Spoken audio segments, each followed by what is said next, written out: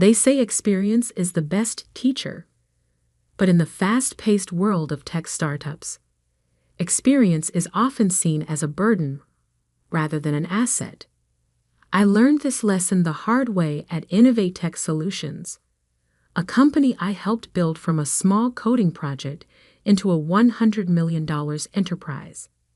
My name is Michael Anderson, and after 20 years of building secure systems for companies ranging from small businesses to Fortune 500 corporations, I thought I'd seen it all. But nothing prepared me for how quickly success could turn into betrayal, especially when ambition and inexperience collide. The morning everything changed started like any other.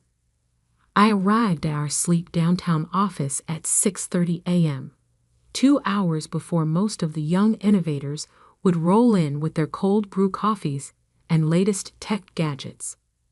The early morning hours were my most productive time, when I could review code without interruption and catch potential issues before they became problems. That particular morning, I was reviewing the architecture for our new cloud security platform, a project that had consumed the last 18 months of my life. The system was my brainchild, built on 2 decades of understanding how hackers think, how systems fail, and most importantly, how human error can compromise even the most sophisticated security measures. Early as usual, Mike. I looked up to see Marcus Davidson, our newly appointed technical director, leaning against my office doorframe. At 32, Marcus represented everything the modern tech world worshipped: young, ambitious, and absolutely convinced that newer always meant better. He joined us 8 months ago, brought in by our venture capital investors who wanted fresh perspectives in the leadership team. Just reviewing the security protocols for the cloud platform launch, I replied, turning my monitor slightly so he could see the complex diagrams I'd been analyzing. I found some potential vulnerabilities in the new authentication system. Marcus's perfectly maintained smile tightened slightly. The authentication system that my team designed. Yes, I said, pulling up the relevant code. The biometric verification process has a blind spot. Under certain conditions, it could allow. Mike? Marcus interrupted, his tone shifting to what I'd come to think of as his mentoring voice, despite the fact that I'd been coding before he was in grade school. This is exactly what we need to discuss. Your constant concerns about security vulnerabilities are slowing down our development cycle. I leaned back in my chair, already knowing where this conversation was heading. We'd had variations of it several times over the past few months. Marcus, rushing to launch with security flaws cold. Could what? He cut in. Could make us miss our window. Could let our competitors beat us to market. Because that's exactly what's happening while you obsess over theoretical vulnerabilities. I took a deep breath, reminding myself that Marcus, despite his position, was still learning. These aren't theoretical. Last week alone, 3 major tech companies faced ransomware attacks that could have been prevented with proper. Those companies were dinosaurs, Marcus scoffed. We're different. We're innovative. We're agile. Speaking of which, he straightened up, adjusting his designer glasses. The board would like to see you in the main conference room. Now, something in his tone made me pause. I'd been in tech long enough to recognize when things were about to go sideways. I saved my work, locked my computer, and followed Marcus to the conference room, noting how he seemed to be almost bouncing with barely contained energy. The conference room was already occupied. Eleanor Hayes, our CEO, sat at the head of the table, flanked by 2 men in expensive suits, our lead investors. Sarah from HR sat in a corner, a folder placed neatly in front of her. None of them met my eyes as I entered. Mike, please have a seat, Eleanor said, gesturing to the chair directly across from her. As I sat down, I noticed a document already placed at my spot. The title read Separation Agreement. I'll cut to the chase, Eleanor began, her voice carrying the practiced neutrality of someone delivering bad news they don't personally regret. Innovate Tech is moving in a new direction. We need to stay competitive in an increasingly aggressive market, and that means embracing new methodologies, new perspectives, new blood. Marcus added from where he stood by the window, not even trying to hide his satisfaction. I looked down at the separation agreement, then back at Eleanor. The cloud platform isn't ready. The security systems need. The security systems are fine, Marcus interrupted. More than fine. They're revolutionary. What they don't need is constant modification based on outdated threat models. Eleanor held up a hand to silence Marcus, though I noticed she didn't disagree with him. Mike, you've been valuable to Innovate Tech. Your experience helped us get where we are. But technology is evolving, and we need to evolve with it. We need to move faster, take bigger risks, make bigger mistakes, I suggested quietly. One of the investors, Thompson, I remembered, cleared his throat. Mr. Anderson, we're prepared to offer a generous separation package. 6 months' salary, health benefits through the end of the year, and a positive reference for future opportunities. Though at your age, Marcus added with a smirk, maybe it's time to consider retirement. Let the next generation take the reins. I looked at each face around the table. Eleanor, carefully maintaining her professional mask. The investors, already checking their phones, considering the matter settled. Sarah from HR, slightly uncomfortable but resigned. And Marcus, practically glowing with triumph. None of them knew. None of them understood what they were about to do. The platform launches in 2 days, I said, keeping my voice level. You might want to reconsider the timing of this. The platform is ready, Marcus declared. My team has run every possible test. The beta results are exceptional.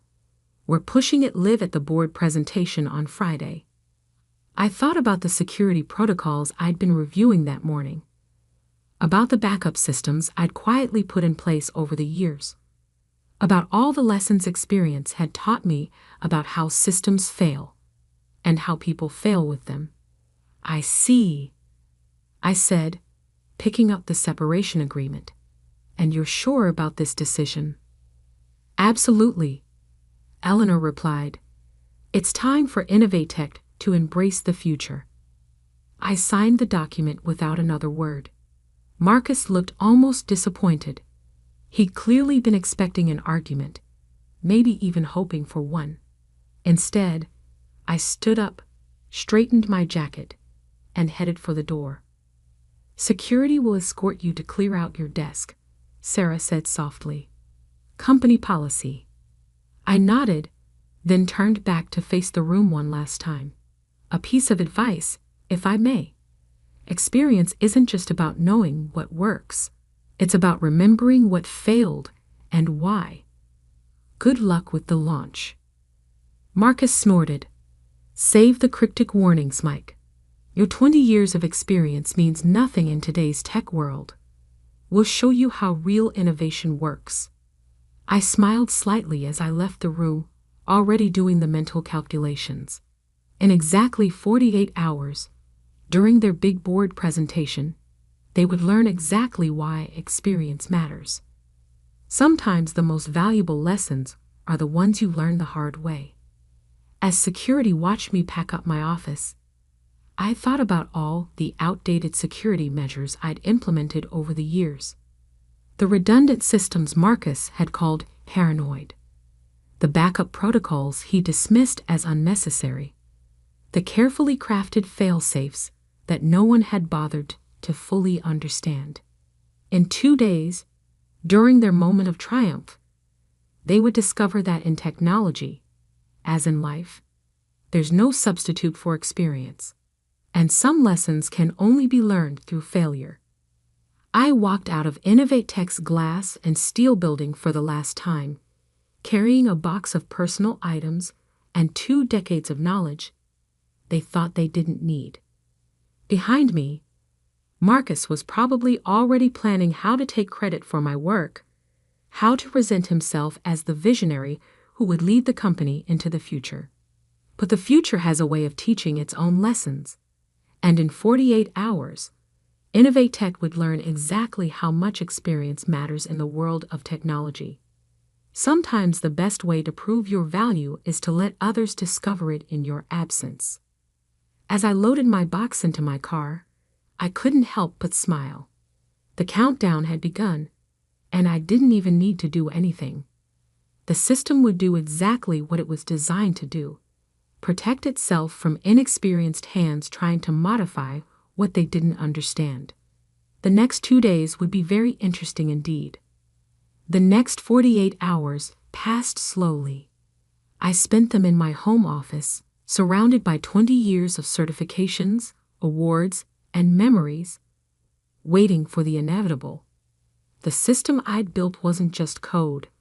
It was a reflection of every lesson I'd learned, every failure I'd witnessed, and every attack I'd prevented over 2 decades in cybersecurity. Marcus and his team were about to learn those lessons the hard way. I didn't need to hack anything or plant any viruses. I didn't need to sabotage their launch. The innovative changes Marcus had been pushing through would do all the work for me. Sometimes the best revenge is simply letting people face the consequences of their own decisions. The morning of the board presentation, I received a text from Patricia, one of the senior developers who'd worked with me for years. "Mike, something's wrong with the authentication protocols. The test environments are showing unusual patterns." I didn't respond. Patricia was smart. She'd been one of the few who understood why I'd insisted on certain security measures. She figured it out soon enough. Another text came an hour later, this time from David in System Operations. "Marcus is modifying the core security protocols for the demo. Says he's streamlining them. Things are getting weird." I could picture it clearly. Marcus, confident in his innovative approach, making last-minute changes to impress the board, probably removing what he saw as unnecessary security layers, bypassing what he considered outdated protocols. Each change would trigger subtle cascading effects throughout the system, effects that wouldn't become apparent until it was too late. At precisely 2 p.m., I opened my laptop and connected to Innovate Tech's public dev blog, where they'd be streaming parts of the board presentation. Marcus's face filled the screen, standing proudly at the podium in an expensive suit. "Ladies and gentlemen of the board," he began, practically glowing with confidence. "Today marks a new era in cloud security. Our revolutionary platform represents a complete departure from outdated security models."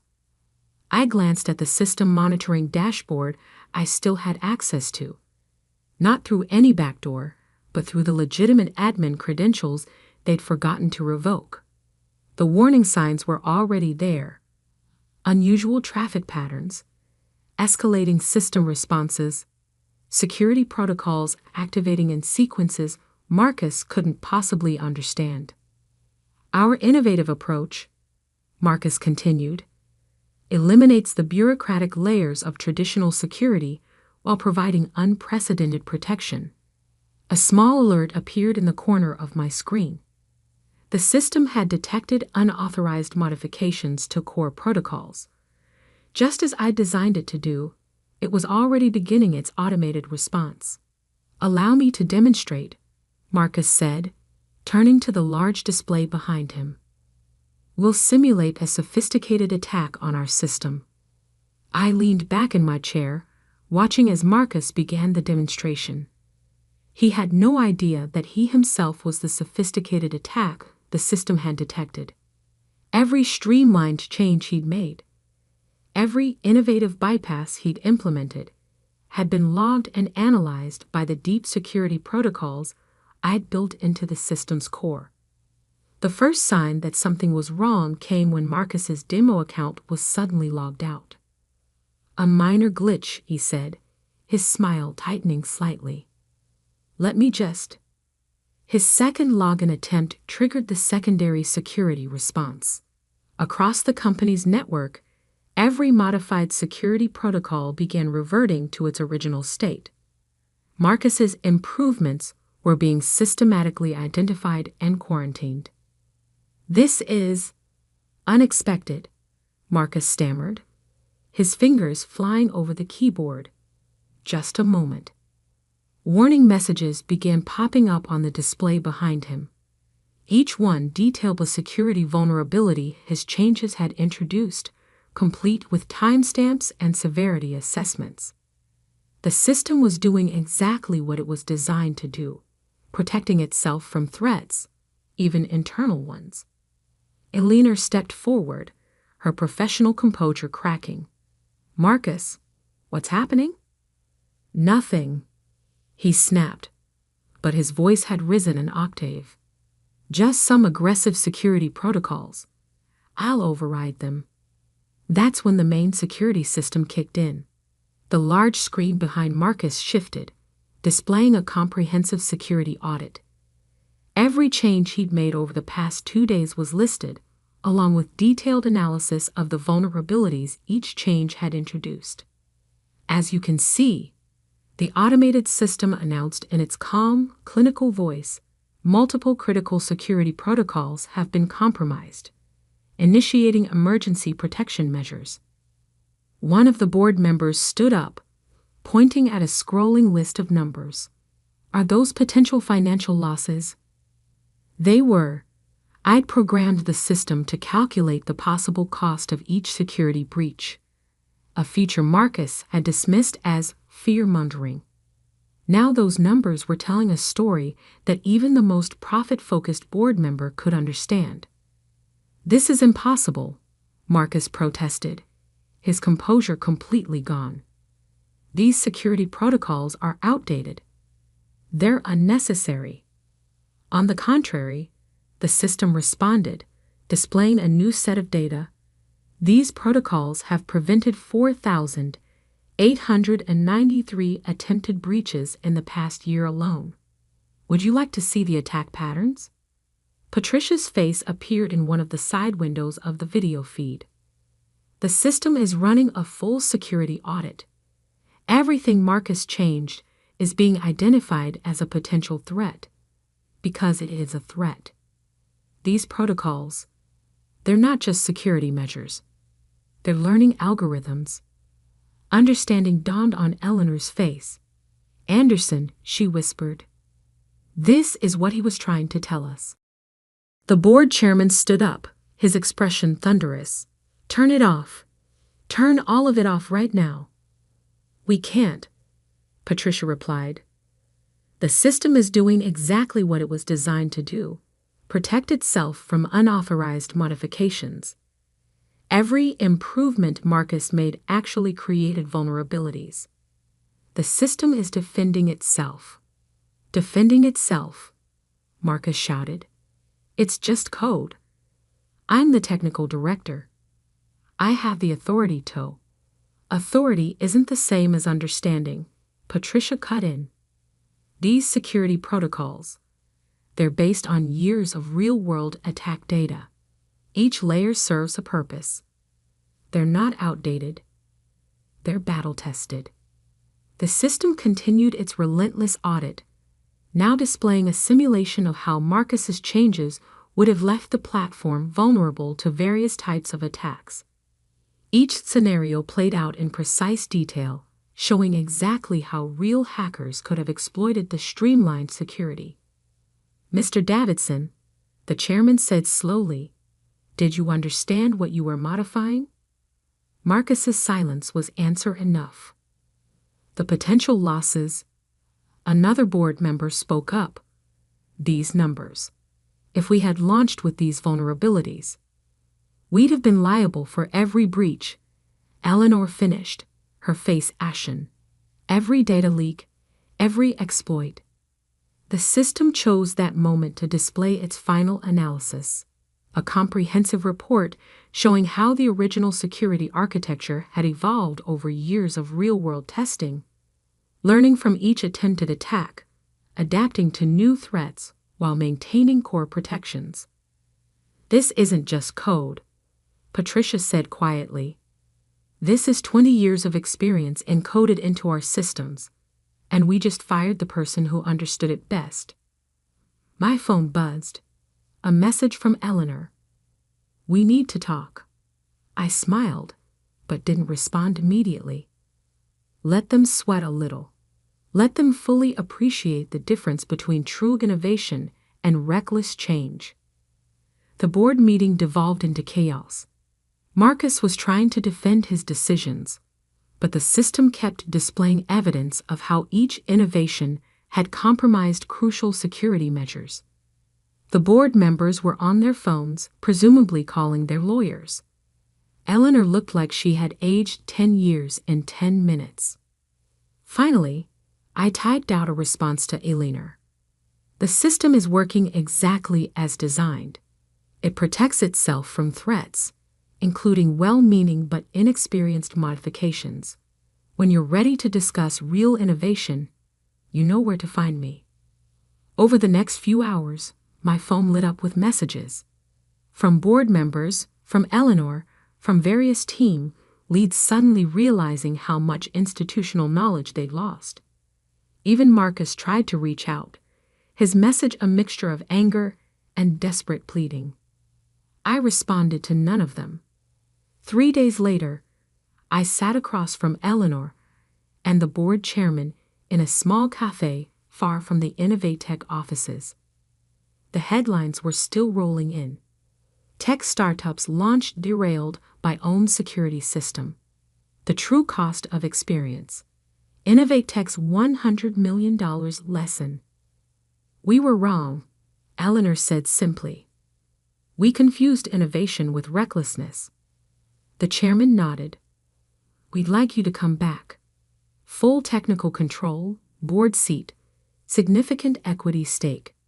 And Mr. Davidson has been asked to pursue other opportunities," Eleanor finished. I took a sip of my coffee, considering their offer. "The system needs work," I said finally. Marcus's changes, while misguided, highlighted areas where we could improve. Not by removing security, but by making it more adaptable. "You have something in mind?" the chairman asked. I pulled out my laptop, opening a proposal I'd been working on. Innovation isn't about ignoring experience. It's about building on it. Here's how we can make the system better while keeping it secure. They listened intently as I outlined my plans. "Real innovation," I explained, "comes from understanding both the past and the future.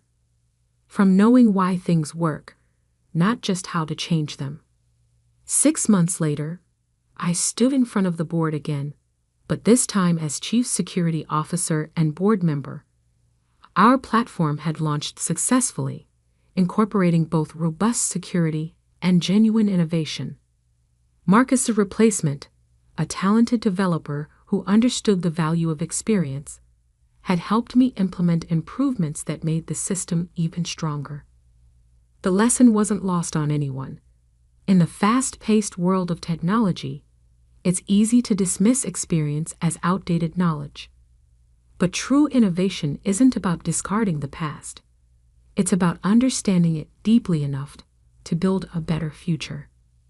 Sometimes the most valuable feature of any system isn't its cutting-edge technology or its innovative design.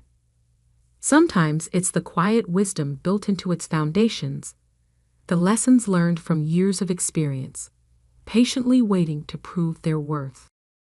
As for Marcus, last I heard, he was working at a small startup under the supervision of a senior developer who insisted on teaching him the fundamentals of security before letting him touch any production code. Experience, as they say, is the best teacher. And sometimes the most expensive lessons are the ones you learn by ignoring it. Every morning when I arrive at the office at 6:30 a.m., I smile at the plaque now hanging in the lobby. Innovation respects experience. It's a reminder to everyone that in technology, as in life, the best way forward isn't about choosing between innovation and experience. It's about bringing them together to build something truly revolutionary. The young developers who once rolled their eyes at my outdated concerns now seek out my advice, eager to understand the why behind the how. And when they come up with new ideas, we work together to implement them in ways that respect both innovation and security. That's the real lesson in all of this. True innovation doesn't mean forgetting the past. It means understanding it well enough to build a better future. Sometimes it takes a crisis to remind us of that truth, but once learned, it's a lesson that proves its value every single day.